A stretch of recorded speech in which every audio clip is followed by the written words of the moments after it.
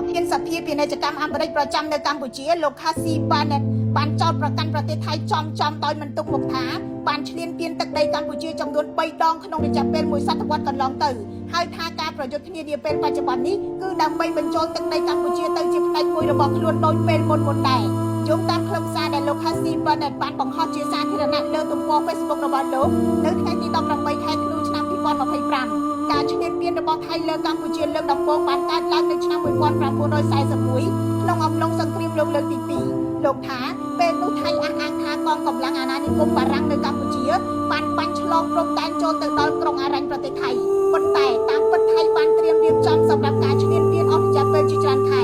លោកបានបន្តថាក្នុងរយៈពេលតែប៉ុន្មានសប្តាហ៍ថៃបានបញ្ចូលខេត្តភាគខាងជើងនៃកម្ពុជានិងទឹកដីភាគខាងលិចរបស់ឡាវទៅជាទឹកដីរបស់ខ្លួនការឈ្លានពានលើកទី2បានកើតឡើងជាច្រើនទសវត្សរ៍ក្រោយមកដោយថៃបានប្រើឧបទ្ទវហេតុព្រំដែននិងការអះអាងពីក្តីបារម្ភសន្តិសុខដើម្បីបង្ហាញអំពីភាពត្រឹមត្រូវនៃការឈ្លានពានយោធាចូលក្នុងទឹកដីកម្ពុជាម្ដងទៀតលោកបាននិយាយថាគោលបំណងនៃការឈ្លានពានលើកទី2គឺនៅតែដដែលថៃផ្លាស់ប្ដូរខ្សែបន្ទាត់ព្រំដែនតាមរយៈកម្លាំងយោធាជាជាងការប្រើច្បាប់បន្ទាប់ពីការបរាជ័យរបស់ជប៉ុនក្នុងសង្គ្រាមលោកលើកទី2ប្រទេសថៃត្រូវបានបង្ខំឲ្យប្រគល់ទឹកដីឲ្យកម្ពុជាឡាវម៉ាឡាយ៉ានិងភូមាវិញ